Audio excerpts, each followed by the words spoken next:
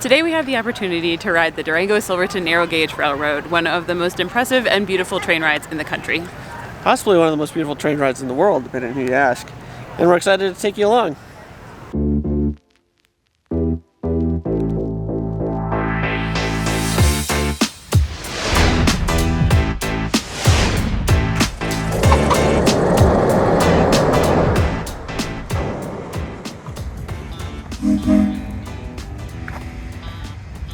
The Durango Depot was built in 1882, the same year the line to Silverton started running.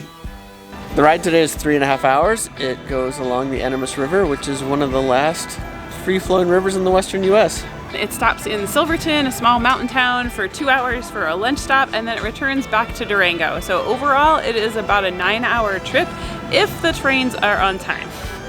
Yeah, and a little detail, the parking is $10. You can buy it online when you buy your ticket, or you can buy it here. The parking lot's right next to the train station. Or if you're staying somewhere close, you could park at your hotel. And there's also a free trolley in Durango, which might be useful. So the train leaves at 9, and they want you all on board around 8:30, and so we need to go.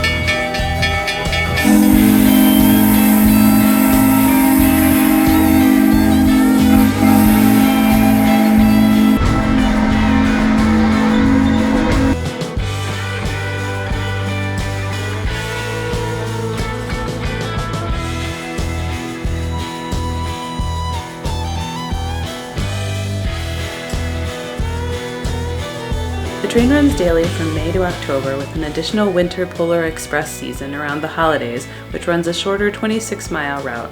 And there are also some off-season special events like the St. Patrick's Day Shamrock Express and the Valentine's Romance on the Rails. They do have trips in every month, so technically it's a year-round train, but daily they only run from May to October. There are 2 trains a day in the summer, with a third added for the popular fall season.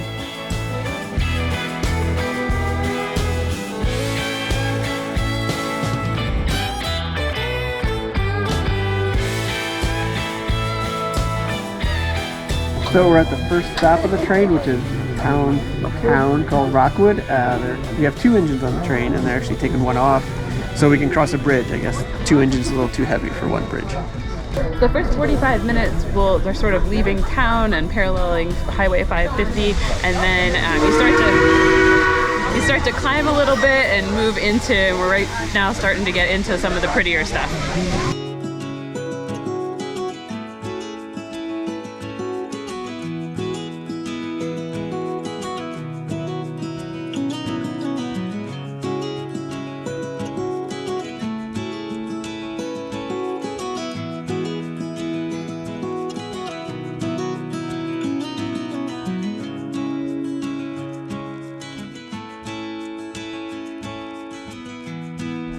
So the train can travel up to 18 miles an hour, but most of the time it's going a lot slower than that. And on some of the curvier sections, it's actually as slow as 5 miles an hour. That's okay because you're taking in the scenery.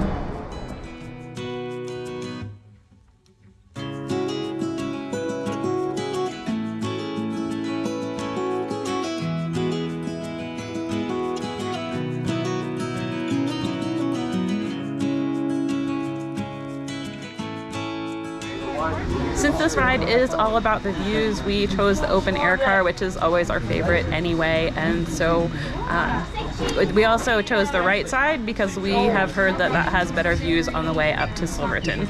Another nice thing since we rode this train the first time 10 years ago is that most of the locomotives have been changed over to oil burning, and so you don't have to worry about the cinders flying back on you anymore, which is definitely nice.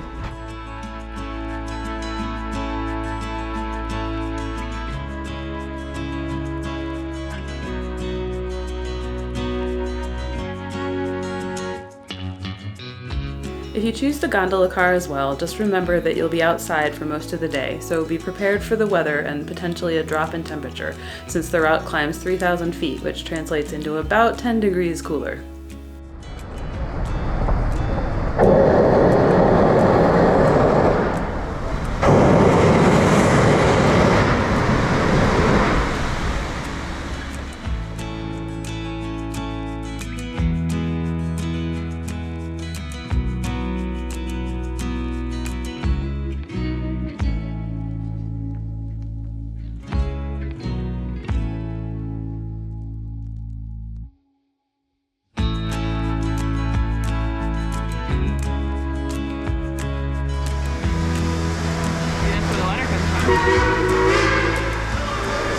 We're taking a second little stop to get some more water on board. It turns out it takes an awful lot of water to run a steam locomotive, and this round trip takes about 10,000 gallons.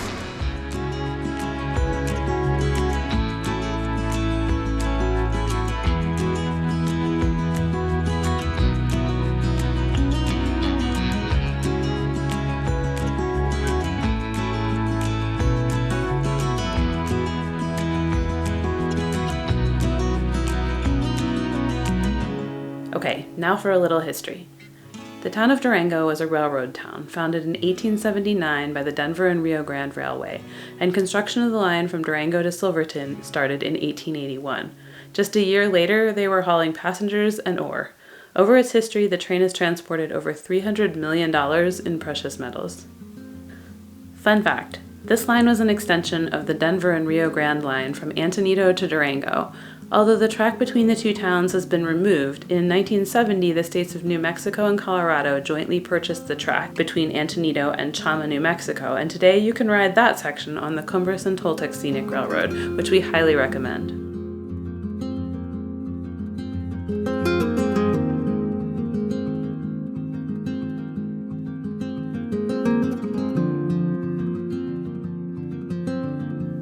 The train offers several classes of service, from basic coach on up to what they call presidential class, which is 21 and over seating in a car with a private outside viewing platform. In between, there's first class and deluxe, where you can get comfier seats, seating at tables, and some other little perks.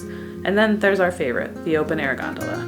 Prices range from a little over $110 per person in coach to over $250 per person for the presidential experience.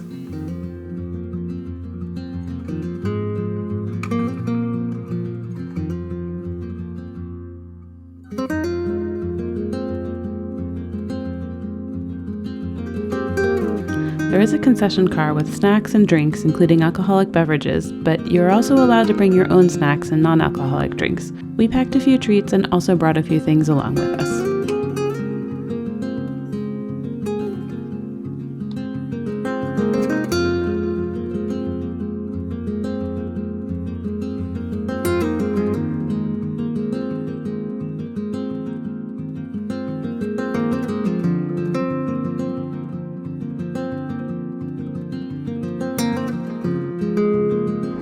One of the things that I've always found really fascinating about this train is that not only do most people take day trips up and back to Silverton, but you can also take it to get into the backcountries, to go hiking, fishing, backpacking. So you can take the train from Durango, spend a week, get dropped off in the wilderness, spend a week hiking, and then take the train back to Durango.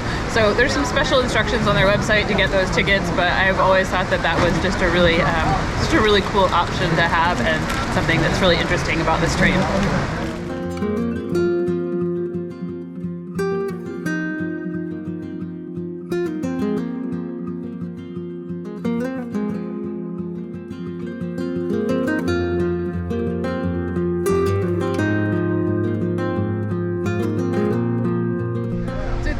Actually the debris pile from a rockslide that happened back in June that shut down the railroad for 6 days.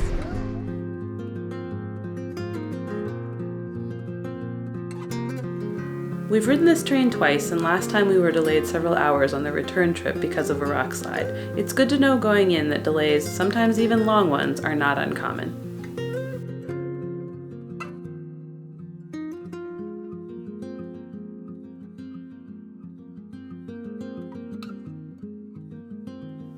Even though this rail line's original purpose was primarily for transporting gold and silver from mining, it was marketed for tourism and scenery from the very beginning, although it wasn't until 1951 that the train was first promoted solely as a passenger train.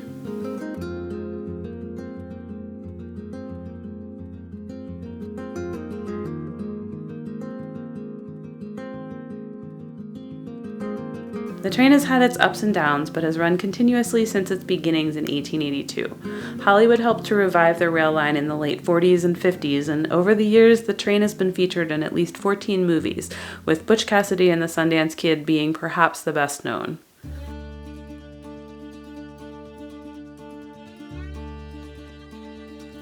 In 1981, the Denver and Rio Grande Western Railroad sold the line, and the Durango and Silverton Narrow Gauge Railroad was born. It's a popular train. In 2017, the railroad had almost 200,000 passengers, and today, a Wednesday in late August, it's a pretty full train. When I checked last evening before our trip, there were just 7 gondola seats left.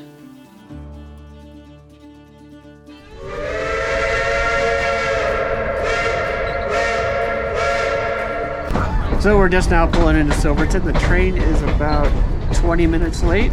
That's really nothing. So here in Silverton, we're actually going to get some lunch. It's about a 2-hour stop, and then we'll take the train back down the mountain.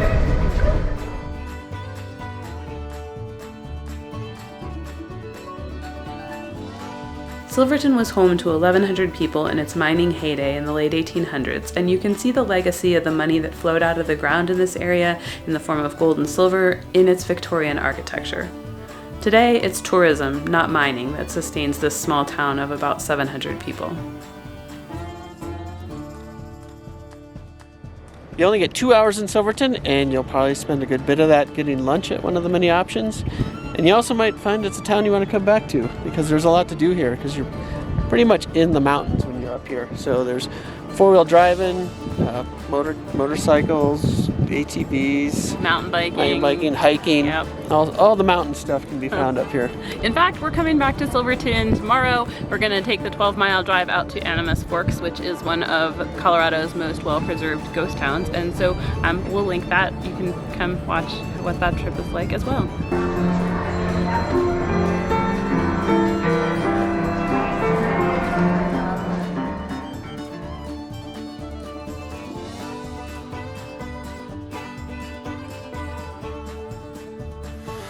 It is 2:30 and we are getting ready to jump back on the train to head down to Durango. There is a bus option that you can choose when you buy your tickets. That gives you some different scenery on the way back. It takes you on a 52-mile section of the San Juan Scenic Byway. It also gives you some climate-controlled environment, which could be nice if it's not a beautiful day like today is so far. It also shaves 2 hours off the journey, which could be nice. Yeah, it is $30 extra per person, which is why we opted not to do it. So for us, we're going to spend 7 hours, hopefully just 7 hours on the train Right. today, which is a lot for a train. Trains are exciting at first, and then they can get old after 7 hours, depending on how things go. So we'll see how we feel once we get to Durango. We'll let you know if we wish we took the bus.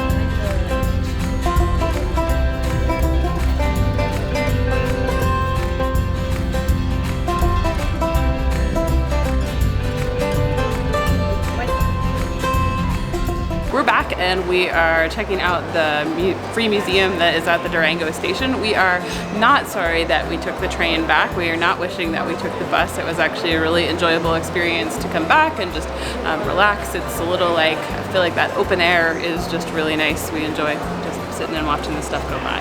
Yeah, of course the weather was a factor. It was a really Nice day. nice day, yep, so that's definitely something.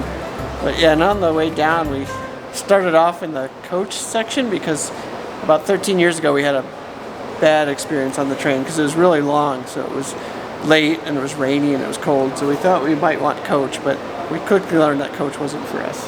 Yeah, it felt really enclosed. It was it really wasn't anywhere close to the same experience as the open air car that we had on the way up, and we just really didn't enjoy it. So I think, in our opinion, the train ride, it was totally worth it in open air and a lot less worth it for us in coach.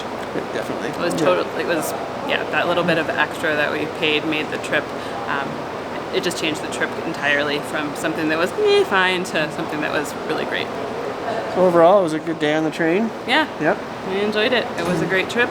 And a beautiful day, and we highly recommend it, and we hope that this is helpful to you if you are thinking about whether this is a trip that seems worthwhile to you that you want to do. Yeah. If you have any questions, you can use the comments below. We would love that. Yep. So until the next one, enjoy your travels.